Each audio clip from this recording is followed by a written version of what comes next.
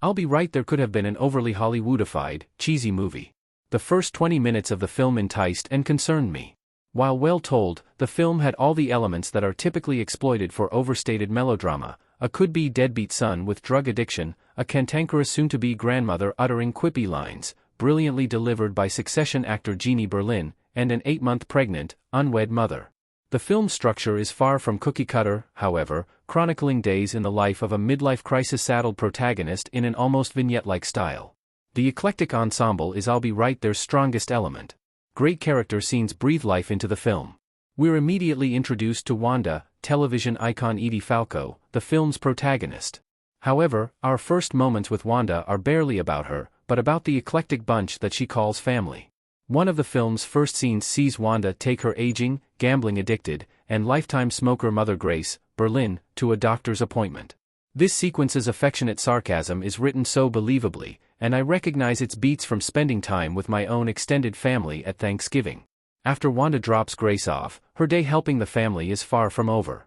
She has to stop by with her pregnant daughter Sarah, Kaylee Carter, and her recovering drug-addicted son, Mark, an outstanding Charlie Tayan, as phone call after phone call whisks her away from her next task. This frenetic energy really works for I'll Be Right There, immediately aligning us with the restlessness of Wanda's life. Wanda's boyfriend Marshall summarizes it well after she recounts her day to him, reacting with an exhausted, "Wow, that's a lot of people." In addition to these amusing one-liners and reactions, one of the strongest elements of I'll Be Right There is the writing. While some scenes are written using cliché language, the film has the occasional scene that carries the strength of a stage play.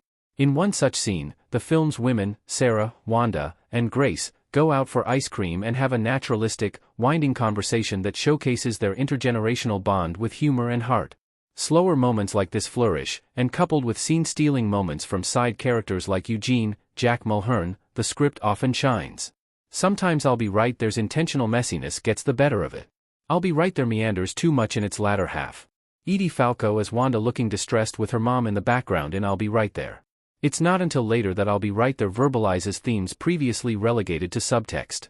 Said themes involve Wanda's deep attachment to her family. With this sense of responsibility to her adult children and ex-husband Henry, and his cabal of new kids, Wanda loses sight of herself along the way. To put it simply, Wanda doesn't know what she wants. The idea of a passive protagonist isn't inherently bad. Wanda's narrative is relatable and is well played by Falco. Where I'll Be Right There falls apart is when Wanda's meandering quality ends up projecting too much onto the layout of the narrative itself.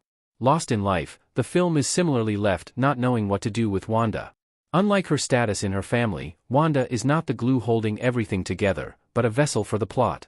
This leads to frustration, as Wanda is much less active and interesting than those around her.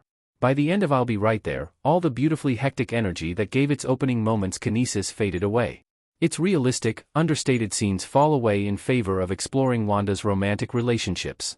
Even though her reflection is eventually said, in a frustratingly direct manner that wants to spell it out for us, Wanda is a walking contradiction.